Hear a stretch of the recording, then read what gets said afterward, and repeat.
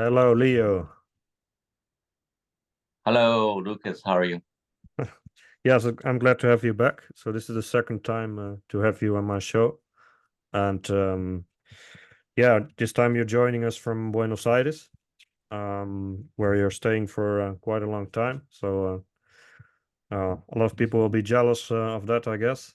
Um, Even though, of course, it's always an interesting topic. Is Buenos Aires still the Buenos Aires that it was before? And we just talked a little bit about that, of course, in private, and we might do a video about that later. But I have a short list of things I wanted to discuss with you, and one of my favorite options was talking about the things you learned from organizing festivals for many years. So, just for the people who don't know you, can you maybe repeat your CV a little bit? So, what you did in terms of festival?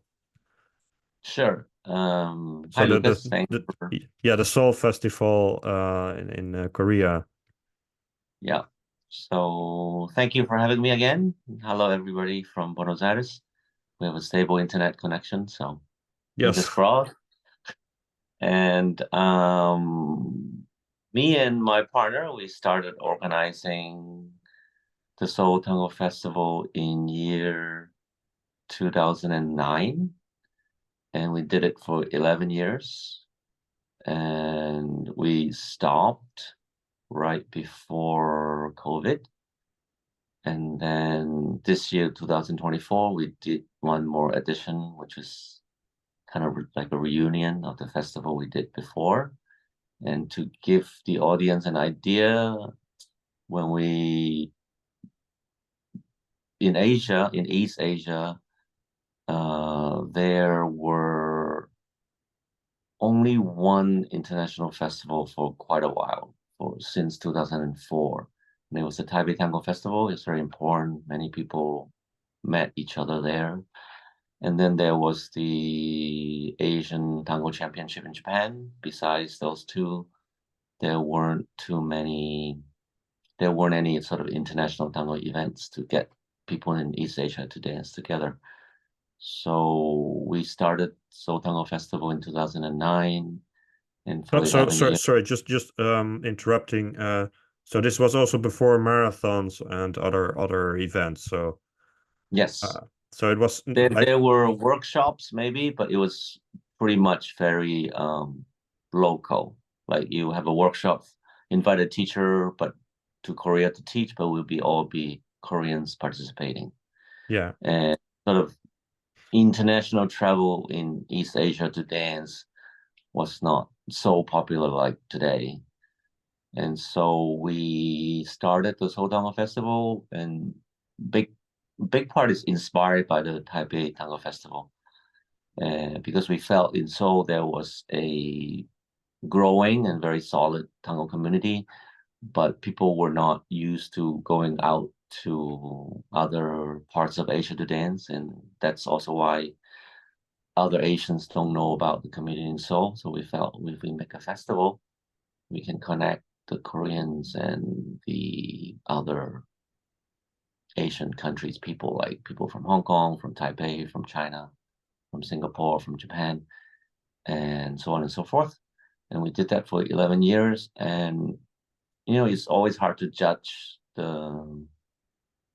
sometimes it's hard to judge objectively the effect of your own work, but I felt the festival did play a good part in growing the community in Korea and also making more connections among the East Asian countries. So That's it's what we like did. both a local and an international effect. Yeah, So yeah. for people who are interested in this topic, our previous video was exactly about this development of the Seoul tango community and how it became so good, and also why it's threatened in some ways right now by different trends in tango. But it used to have a really great reputation for being like a really good tango community. So if you're interested in that, please check out the previous videos. I'll link it in the description. And yeah, the festival was one of the things we discussed as a way to grow the community and to contribute to this community that you achieved, right? Me and my partner Yes. Florencia together. Yes. And also I have to mention the festival is special in the sense that we did it together with our teacher, Javier Rodriguez and Andrea Missé. And after Andrea passed away, it was Javier with other partners.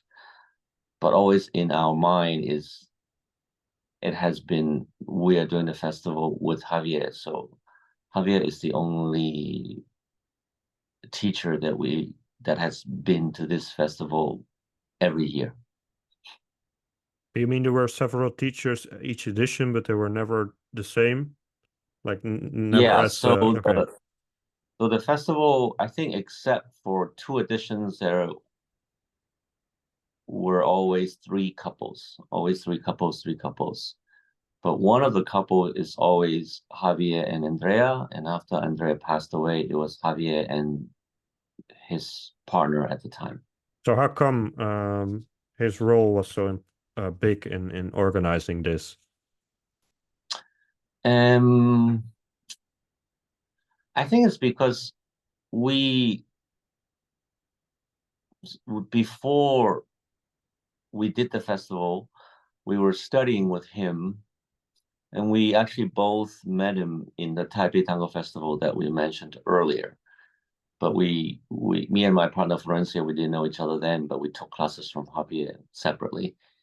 And we both like his teaching because and Andrea, we should mention Andrea because I think Andrea was a big driving force behind this, is they like to talk about the culture of tango. And at the time, I remember many tango classes we took, they were highly focused on patterns and technique, how to create the movement, how to make a connection, which is very necessary. But Javier and Andrea, especially in one of their workshops, which we organized before the festival started, they made a practica and they set everybody down and they explained to us what's cabeceo, how did it work, how do you enter the line of dance, what if two people cabeceo the same person and there's some kind of confusion, how do you resolve that, all that, and then how men would create a line of dance together in the milonga, like all those cultural etiquette aspect of the milonga. He and Andrea explained very clearly and vividly in a practica, and they were acting it out. It was funny. It was very entertaining, and then it also made sense. It wasn't some like just rule that you have to follow. So because of that, we feel okay, we can build a festival on top of not only the dance, but the culture itself, that people would participate in an event that I don't want to use the word elevate, but participate in an event that maybe transport them to a kind of a different cultural setting. So the experience is more new, more fresh instead of only dancing a lot. And they did that. They taught us that because there was a moment in the workshop that we organized. Many women wanted to dance with Javier in the milonga after Andrea and Javier performed. And they were almost forming a line in the milonga so that each of them can go dance with Javier. And Florencia, she's Korean, and she was kind of talking to Javier about, hey, I know after the show, maybe you're tired, but people really like you guys and they want to experience tango. Can you dance with them? And Javier looked at the situation and looked at Andrea, and at that point they decided, no, they were not going to do that. They're not going to come and just dance with everybody. And that in itself may not be a bad thing, But if you started doing that, then the idea of it's very hard to go back and make people understand what is tango if you just dance with everybody as a teacher in the workshop. So that was sort of a momentous moment. And I think because of they care about their behavior in the milonga, so we wanted to make a festival with them. Does that make sense? Well, I'm not entirely sure what um what you just said about um why it would be a bad thing for him to dance with everyone. I mean, Okay. I'm sure he didn't want to because he was tired and it's their job, but That's I, actually not the reason. The reason is that um, in tango, the dance is very close to each other physically. And it's not only about movement, it's about intention to care and connect with each other. And it's almost like two people want to have a deep conversation with each other. And you cannot just do that with anybody at any time. You have to be psychologically ready. You have to want to do it. And you certainly cannot do that in one song with one person and then do it with another song with another person and keep doing that. It's like when we go to milongas, we sit down, we order something to drink, and we talk with our friends, we look around, and then we want to dance. The music is right, then you try to find somebody to dance with. And if the other person want it as much as you do, then the cabeceo or the invitation will work, and then you start dancing. But if Javier just dance with all the women, each one song in that workshop, then it would be more like, Korean tango at the time, you mean? Like it's say it again? Korean tango at the time, so the more rudimentary tango that Yeah, you wanted to change. yeah. So at that time, I'm sorry, I told the story a little bit backward. So at the time, it was common for teachers to come to teach, and then the students would be very eager to dance with the teacher, and the teacher would be kind and obliging. And I've seen, for example, in a milonga for a teacher, the woman actually make a line. They'll sit in a line, and there'll be somebody organizing the line, and then the teacher would dance with each um, each woman for one song, so that the woman can get a taste of what the dance is like. Um, and also, even one time, I remember they were doing auctions. You know, they have this idea of, okay, I'm going to do an auction, and whoever win the auction would dance a tanda with the teacher, and the proceeds of the auction would go to a charity. You know, all that sounds, oh, it's done by with good intention, I have no doubt. But for me, it sort of defeat the idea of tango in itself, because it's tango is not like a sport, or it's not like a game that you can do with anyone at any time on demand. Yes, yes. Yes, I think you Doesn't said something similar last time. Like a lot of people complain that in tango that not everybody dances with everybody, and then last time you said so that it wasn't actually the topic of the video, but you said something like, I think it's good that not everyone dances with everyone because then the people who are left out, they're kind of forced to improve and like things like that. That's like really mature thought about tango that reflects a lot of experience with tango in the many decades, right, that you've been doing this. And the same goes for what we just discussed. Like you can have the kind of like rudimentary tango But you can also have more like the tango of Buenos Aires, with the right customs, like learning to use cabeceo. I mean, that's not what it was like in 2004, and now it's become more common, right? So there's certainly a lot of good things about that they had to teach, and I think they were, if I understand you correctly, they were quite original at the time, the way they were teaching the Yes. identity of tango and not just a bunch of steps. And just to summarize, I guess that's why you wanted to have them on your festival. And I just want to emphasize that, it's important to be able to hold the teachers and feel what it feels like, because a lot of things in tango you cannot see directly. You have to feel in order to understand.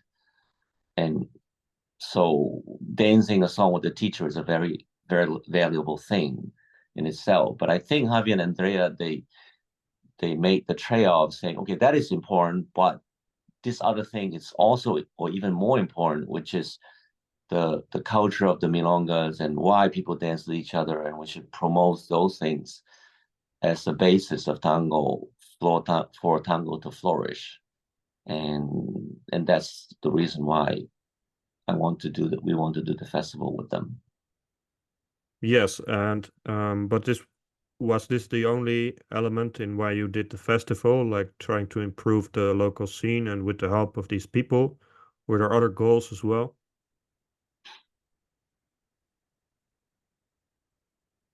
I think the goals were, one, let people know about the Koreans. Second, let the Koreans meet the foreigners so they would be more brave to go outside of Korea to dance.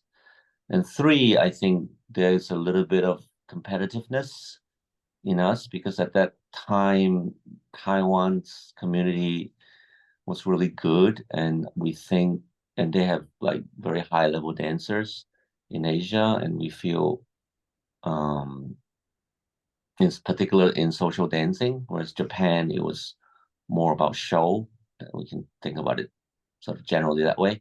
Anyway, so we thought, oh, in Korea, if we have a festival, it can lift the level of tango in Korea, and try to catch up with Taiwan. That's another goal I think we have. Yes. So essentially talking about the beginning of the festival, so you got these star teachers, so to say, and you had these clear goals. Um, so how did this actually work? Go according to plan? I think I think the three things we wished happened, and I believe the festival contributed to it. Um, I think it's better to ask the participants what is the experience and how they have benefited from the festival. What I can see and what I remember is, I do think there are people like me and my partner met many friends in the Taipei Festival, and there are people who met their friends in the Seoul Tango festivals, and those friendships and connections help the growth of tango.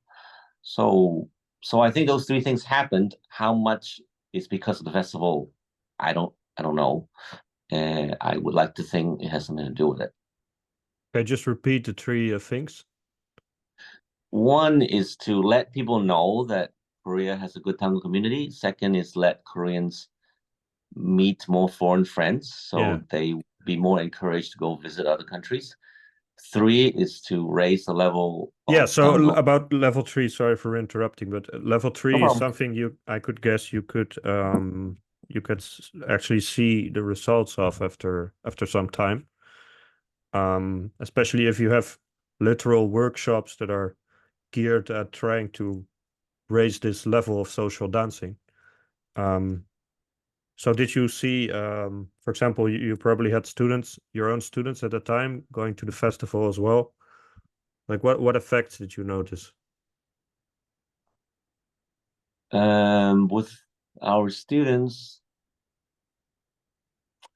I think the biggest effect is that in the class, we try to teach them to the best of our ability, like what is tango and how to dance.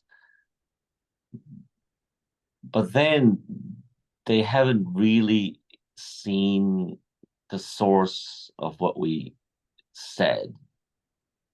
And being able to be with the maestros in the same room and hear the maestro talk about tango and see how the maestros behave in the milonga, see how they dance in the milonga, it made what we said was kind of abstract to people because there's no like a lot of tango culture, milonga culture in Korea, but the maestros were here, and there was like a more real, quote unquote, more real milonga in the festival. So all those things made the tango became made real for them by the festival. So that's why for us the behavior of the maestros in the milonga and is really important. It's not just about make them performing and have people entertained. And also in the workshops, what the maestros would see the situation of the milongas at night in the festival, and then they would talk about, at least some of them would talk Yeah, that's about what good. happened during the workshop.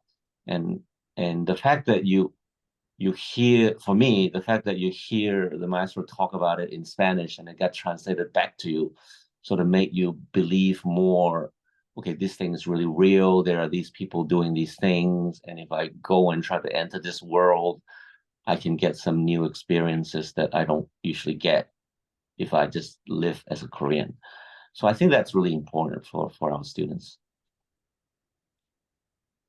Yes, and so how was the format of the festival essentially? So you had these lessons that were mostly focused on social tango, and you had I would milongas. okay, so the main the basic two parts, like any other festival, are workshops and milongas.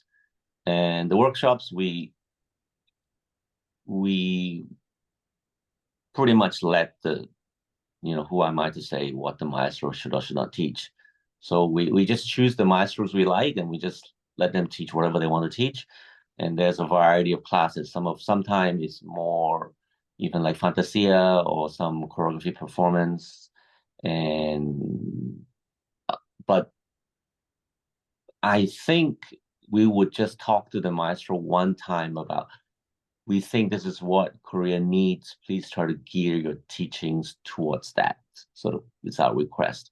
So we try to get them to focus on the basics, focus on the culture of tango. And so those are the workshops. And then every night there are milongas. And in the milongas, there are performances by the maestros. And then were also performances by dancers and teachers from different countries from Asia. And we think all those things are very important. And then once in a while, there's some special event. Like one time, I don't know if you know, but Jose Luis and Rika Fukuda, they made a documentary about milongueros in Buenos Aires. And so we arranged a series of film screenings of their films in theaters during the festival. And one time we tried to make a practica to change up the format a little bit so that the maestros can teach in a more informal way. But basically, this workshop, milongas with shows. Was there any coaching during the milongas, or was it just the social dance? Coaching? What do you mean by coaching? Yeah, maybe further instructions during the milonga about social dancing, or was it just for fun? So it's like an extension of the teaching in a sense. Uh, so the milonga is the tricky part because So obviously there was no like coaching or telling people what to do. But we also was realizing the difference between like a party and a milonga. And we don't want parties. We want milongas. And but you can't really tell people how to behave directly because that just doesn't work, and that's not what people want. It doesn't help them. It's kind of arrogant. And so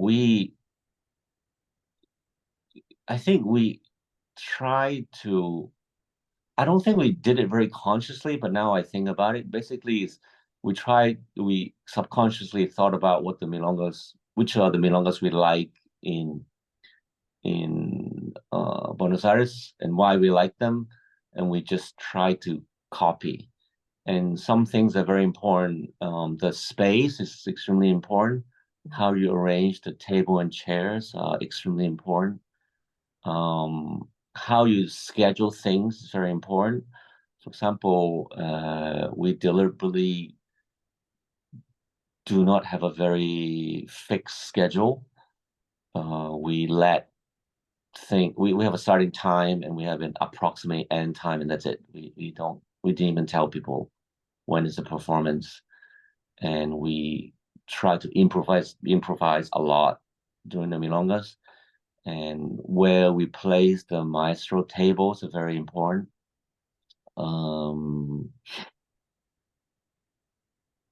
How we arrange the show with the maestros and arrange the show with the international dance is very important. And obviously choosing the DJ is also very important. Yeah, the music, yeah. Yeah. So we basically try to make decisions in all those areas as detailed as possible, as good as possible, to facilitate the creation of a milonga and not have a party. Yes, yes. So did you also bring DJs from abroad? Just a short question.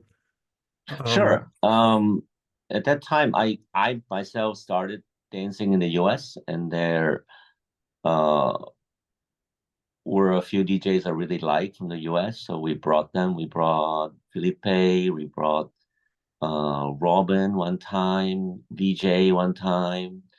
And I don't remember if Dan Bosha from Alaska did it. Maybe he did. Certainly Lamses from San Diego. I hope I didn't miss anybody. And then we also try to invite DJs from other countries, and we only invited DJs whom we have heard before. And also they'll be okay with doing this sort of improvisational process with us, that they don't really know when the milonga ends and they don't know what song the maestros are going to dance until like 10 minutes before the show start. And it's like they're willing to work with us in this way.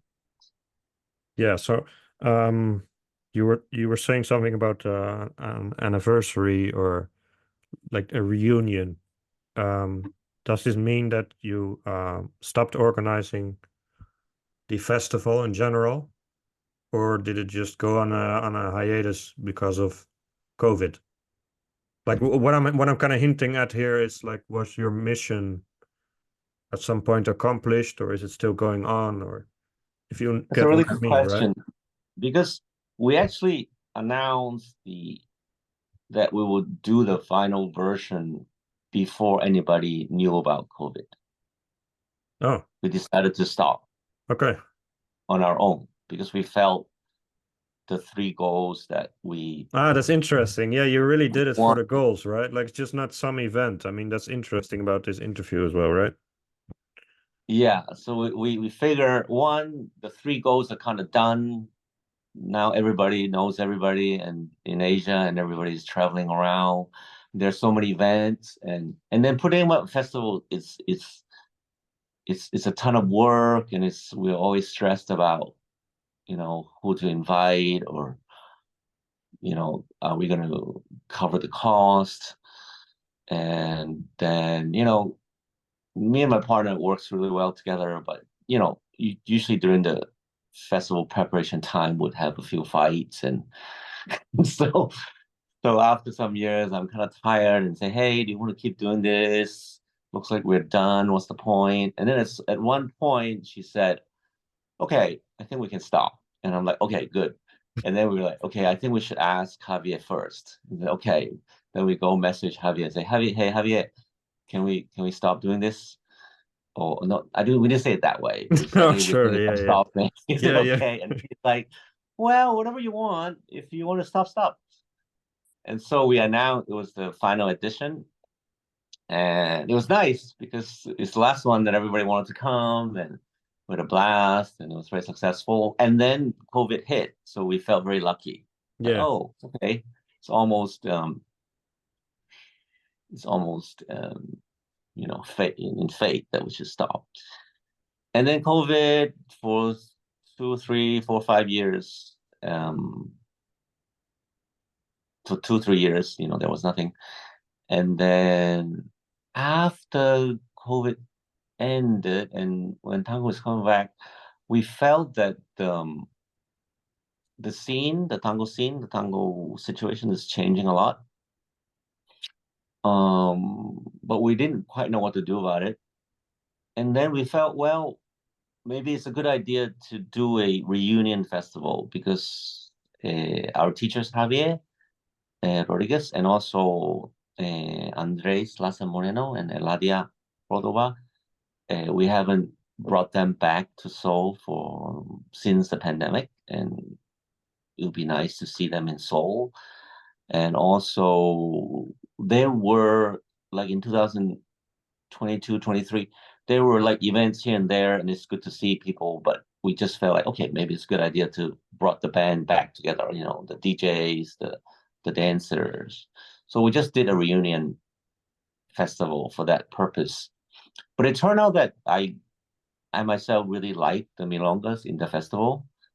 And so me and my partner are thinking maybe we should keep doing it. Maybe, we counted how old we are and how tired we are. Maybe we can do it for 5 more years. Because we like those milongas, and we don't see those milongas often ourselves. So maybe we'll keep doing it, but we're gonna eat with Javier next week and see what we can come up with. Yes. Well, do you think there's some added benefits still to festivals compared to marathons? Because it seems like, I'm not entirely sure, but to some extent it seems like festivals are more like a thing of the past in a way, and other events like marathons or encuentros are more in the spotlight. But maybe it's just different crowds. I'm not sure. It's just an intuition type of thing. For me, they are for different purposes, and it's not one is better than the other. Like for me, I used to go to, like, marathons. I haven't been to many encuentros, but I've been to marathons. And for me, the purpose is to meet your friends, dance a lot, meet new friends, eat the good food that is offered by that city, and dance a lot, and dance a lot, and eat the food, and meet the friends again. And I certainly enjoy the the the event, and I met many friends, and it was a happy time in my life. And one thing very important for me in marathons, and I imagine in encuentros, is there's not really any kind of hierarchy. Is that, it doesn't matter, you're a teacher, or you dance super well, or you perform super well, or nowadays you're a champion. For me, those things matter much less. The important thing is, I go there, I want to meet these people, I want to dance with these people. These people I don't want to dance with, but I'm friendly with them, fine. And so it's like a big buffet of tango. And for me, it's great. It serves its purpose. For me, a festival is different because there's a hierarchy. Naturally, there are the maestros, there are the invited dancers, and there are the DJs, and they are the people who create the event. It doesn't mean, and all, of course, they all work very hard so that the people who come to the event would get something out of it. So it's not the sense that these people are higher or more important in terms of the hierarchy. Hierarchy is we say, okay, these maestros, they know a lot about tango. They know how to behave in the milonga. They have something to show us. By looking at them, by copying them, by listening to them, I can understand tango deeper. My tango can mature, and they can brought me some inspiration to my dance. Or for the DJ is okay. They know how to lead us through a milonga by their music, and they know how to manage an evening so that everybody can enjoy themselves, and they know more about the music. They know more about how the milonga runs. And for me, the international dancers also is, they are the teachers in the area, in the countries around us, and they are the ones who are trying to work on tango. They are the ones who are trying to bring up the community in different countries, and they can get inspired by the maestros. Their improvement in their dance can push the maestros to perform better, dance better, and also they are the role models for the participant of the festival. So for me, those are different things, and I believe we need both.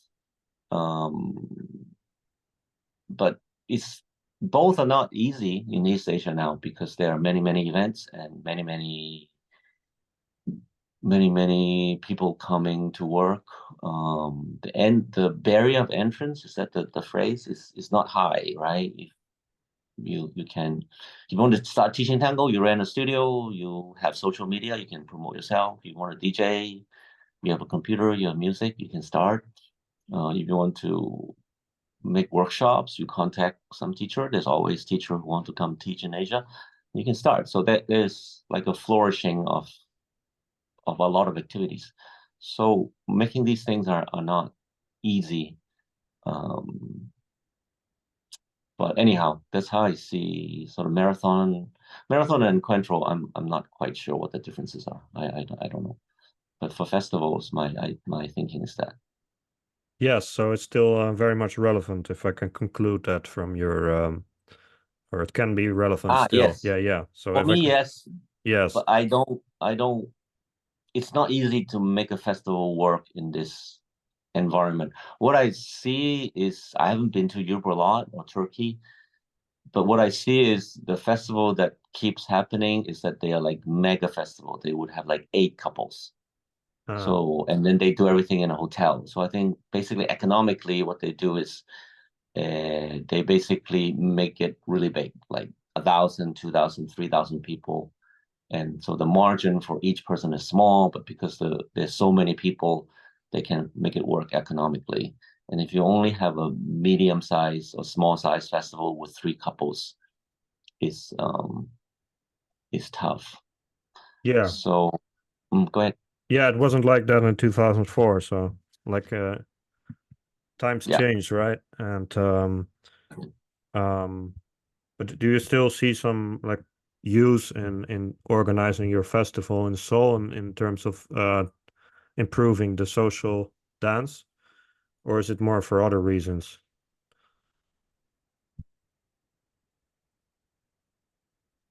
Since coming to Buenos Aires, I've been thinking about it. Honestly, I don't know how much like one event out of 30 would change people. I don't know. And I'm not sure I can make an event and work very hard for it and risk losing money in the hope of, okay, maybe it would change the tide. I don't think I can work that way. I think if we were going to do it again, and I hope we will, it's because I like the 4 or 5 days during the festival. I like what I see, I like what I felt, and that 4 or 5 days is the reward. Yeah, because the If conditions something aren't changed, great. If something doesn't change, fine. because the But the conditions fourth, aren't the same anymore as they were in the past. So you've kind of served that purpose, and now the tango world looks much different for various reasons. And in some ways, just for context, that's what we discussed in the previous video. Like, for example, a bigger focus on competition in Korea is actually worsening the line of dance and other things. And I think we'll also try to talk about that in a different video more in depth. I think that's a really interesting video. It's not for today. Let me just ask you a final question, because that's pretty much the whole idea I had before going into this, to ask you this question, and it ended up being a conclusion. What did you learn from organizing your festival? how much time do we have? Uh, Can it be like, okay, I'll start rambling, and if you can stop me, or you can say, hey, it's really interesting, why don't we continue another time? Okay, I'll just sure. say things according to my importance. Uh, the thing that come to my head the most is how I observe the maestros. Sorry, the observations I've made on the maestros and how they behave in the milonga. Because, for example, Javier or Fabian, they went to milongas, or Jorge Dispari, and we invited those people to our festivals. They went to milongas like years and years ago, in the 90s, or some of them in the 80s, and they would behave the same way in the milonga in our festival. For example, they dress up really well. They sometimes I take the maestros from the hotel to the milonga, and all of them would be very dressed up, and they would the men already would wear the tango shoes. Like, no maestros would change their shoes at the milonga, as far as I can see. And then they are all very excited. They're all very relaxed. They were not like nervous to make a show to entertain the people. They and then when they arrive at the milonga, they really greeted everybody. They say hello to everybody. They exude a very positive energy. It's like they're nice, and the saying hello thing, just is from the door to their table. It can take like 20 minutes because they were like giving un beso to everybody. And then they sit down, and then they order champagne. They want to drink something. Some of them a little bit nervous about the show, so maybe they drink water. Some of them really need champagne. And then sometimes when they dance, before they perform, they would start to think about what song to dance at that point, or they would talk among each other about what song we should dance.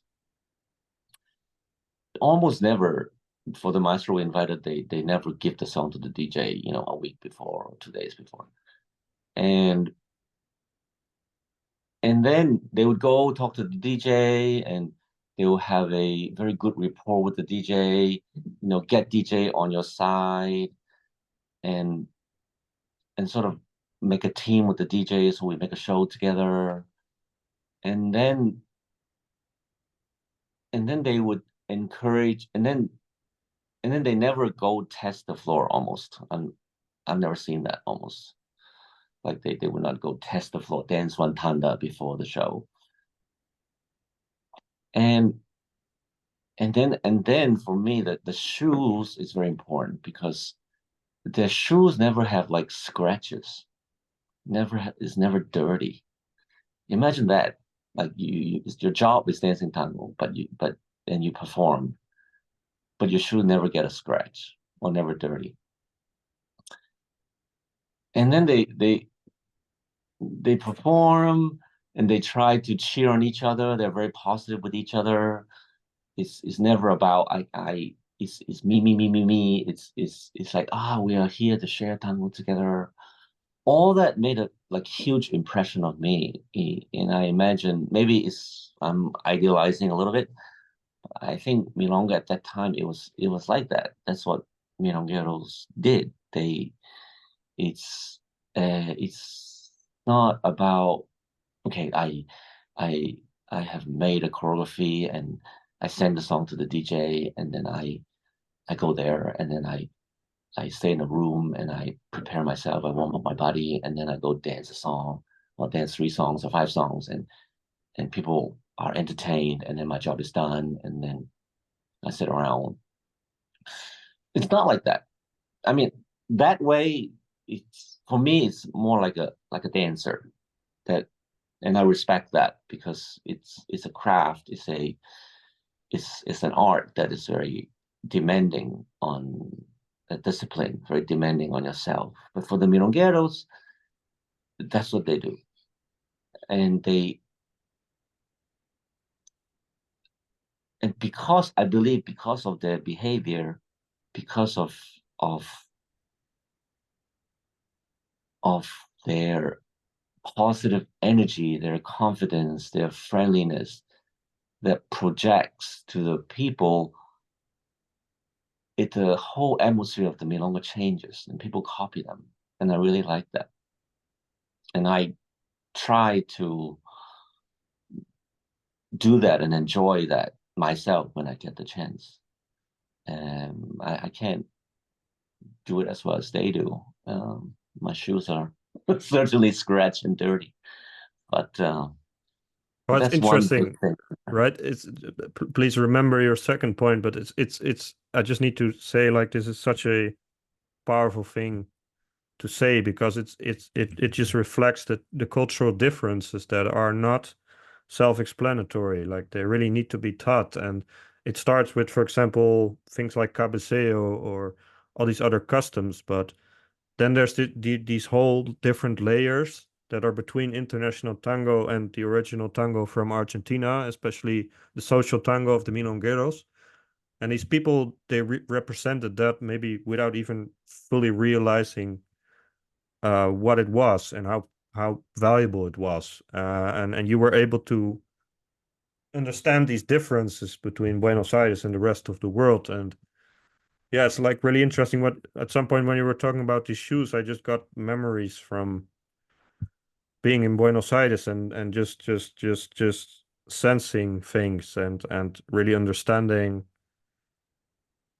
what tango means to them, and it's not just about some athletic movements. And it's just too often that I'm here where I live in Holland that I see too many people just dance go through the motions literally, and it's just not a lot of tango. And some people do, of course, but I see too many people where I think like, yeah, it's tango. I mean, it can be enjoyable, but it's not like tango, right? And even if you go to Buenos Aires nowadays, you might wonder where did the real tango go. So that's a very sensitive subject, of course, but it's a really nice thing to talk about. So let me just remind you of your second point because I think I'm going a bit too like in different directions. And Okay. what is your, unless you have anything to add, what would be You your mean what I second? learned from the world organizing a festival? Yeah. And another thing I learned is this. Um, some people in tango, after learning tango for a while, and when they can really enjoy dancing, they get bored of seeing shows.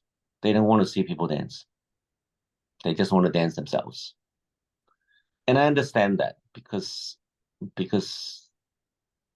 you have worked for years, invested for years, and now you feel you really can dance.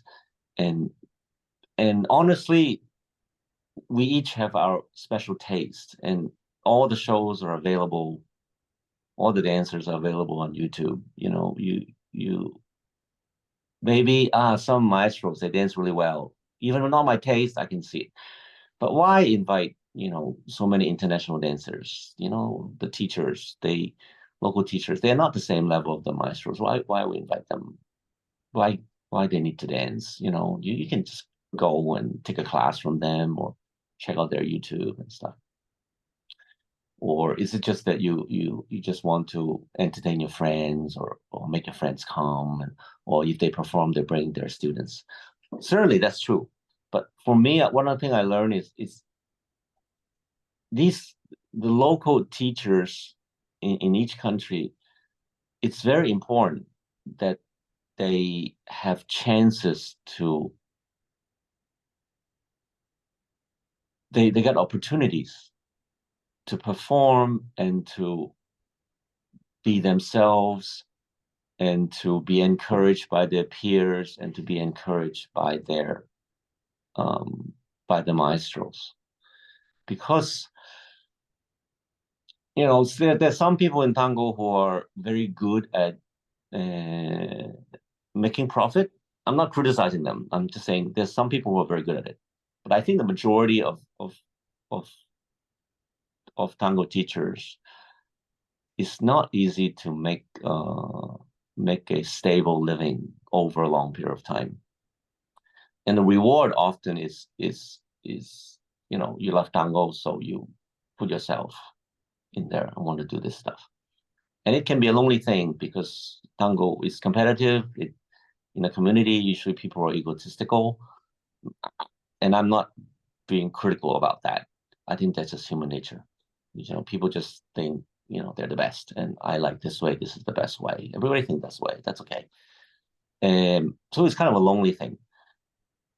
So it's really nice for the teachers of each countries to get a chance to show themselves, to get 3 or 5 minutes of your attention, so they can present what they believe is tango, what they have done for the past year. It's really important. The bigger the festival, the more important it is.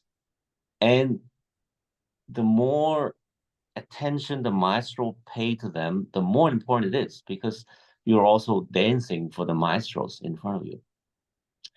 And also, if the teachers themselves, the local teachers themselves, is dancing well, is really trying, is getting deeper in the tango, it gives motivation for the maestros to take us further, so tango can go up, can go deep, can attract more people. And I think that's really, really important. And I don't mean that we have to be this way, but in our festival, we have tried, usually with good results, that we try to tell the international dancers to not dance a choreography. We try to tell them, okay, this time everybody just improvise, or we will have the DJ choose the song for you. And that's really nice for me, because performances in tango, what I learned is for the old milongueros, it's not totally improvised, right? The old milongueros, they would talk to their partner beforehand about, okay, why don't we do this, and that. But the element of improvisation is there. And it's not like a whole choreography that you practice for 3 days and you choose a song a week before and you practice, or a month before, and you practice for 4 weeks, and then you go do a routine. For me, that's not how tango was done, and that's not the tango that I'm interested in. So to get the international dancers to improvise in front of the maestros, for me, that was really very great experience too. And I really appreciate them to go through this journey with us. And I really like how nervous they were before it started. I really like how all of them try their best and really focus instead of going through a bunch of motion. I really like how they supported each other. I really like how the maestros see them improve every year. And that to me was extremely satisfying. And I want to say that because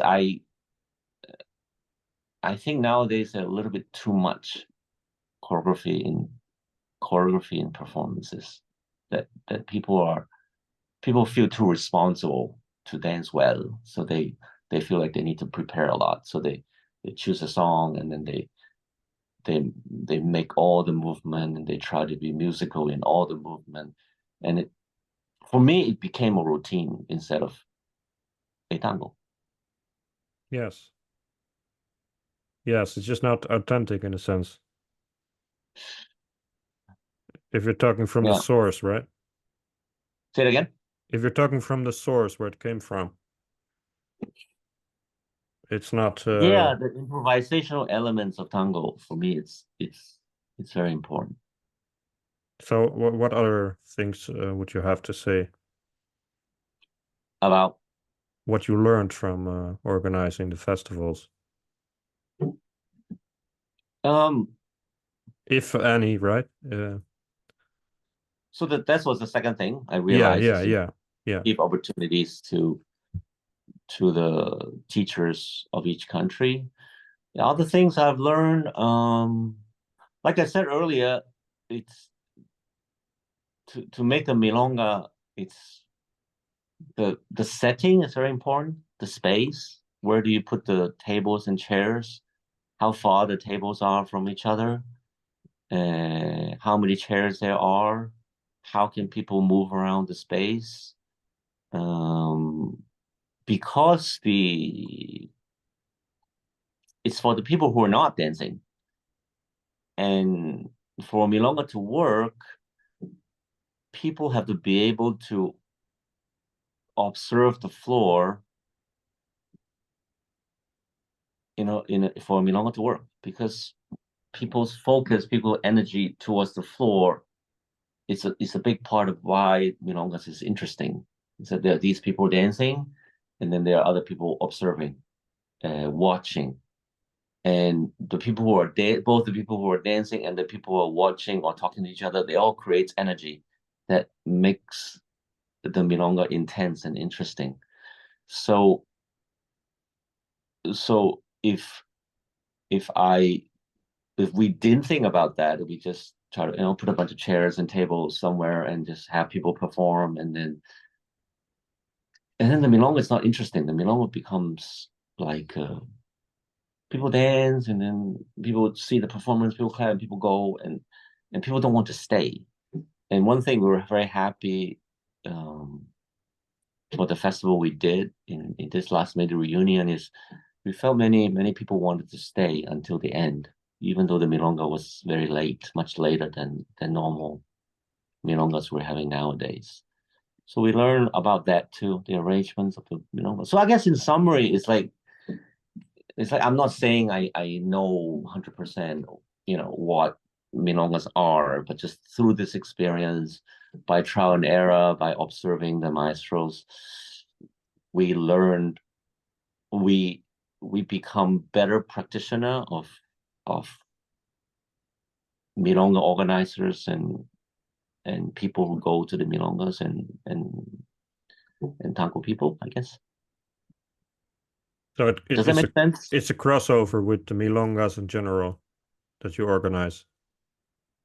We don't organize milongas in general. We are Oh, very okay. bad. Sorry, We're not good at it, oh, organizing regular milongas. oh, really? Okay, I didn't know. Okay, I was totally assuming, but I We guess we suck. shouldn't assume things. But yeah, usually It's a teachers have, different thing.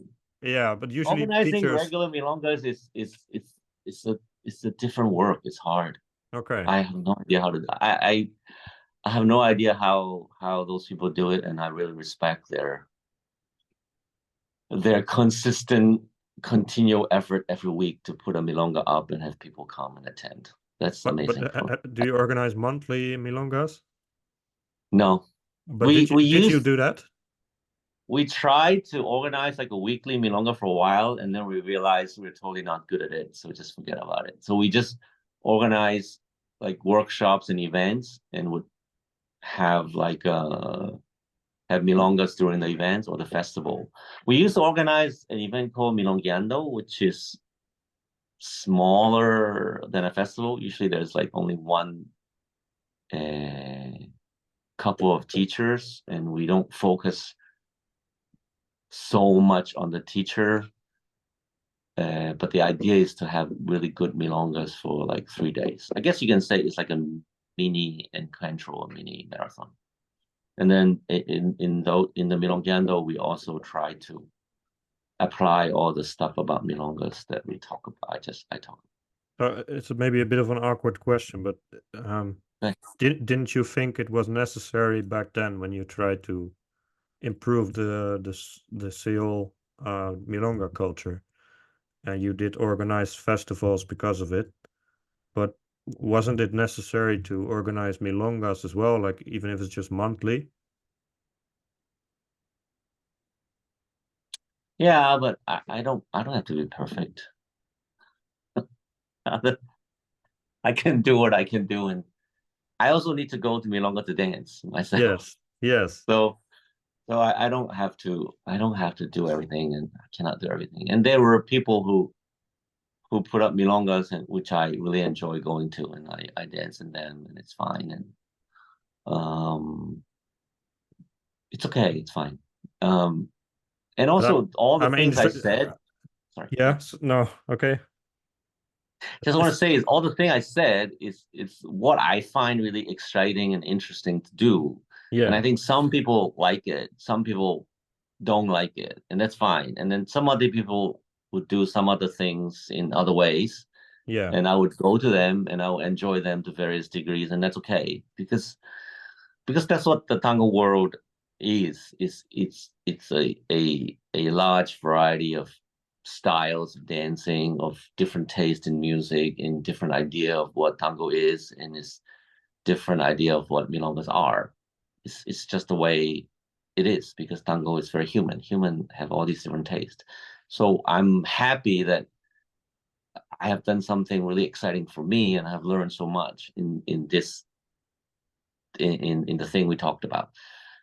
But I also certainly don't think I can do everything. No, And everybody have to did you do do it. regular teaching? Yeah, we did. So we I met my partner in 2000 and at the end of 2004, in the beginning of 2005, and then we started working professionally together in 2008. So we taught, we had a studio, we had a festival, and then we did that for like 8, 9 years. And then we closed the studio, but we continued to teach without the studio. And then after 11 years, we also stopped the festival. And then COVID hit, and that was for 2, 3 years. And then it was a new world after COVID. So what are you doing now? Are you still teaching professionally? Yeah, after COVID, we started teaching again, and we organize. We basically try to do things the same way we were doing before, which was teaching regular local classes once a month or 2 times out of 3 months. We would go to another country to perform or teach.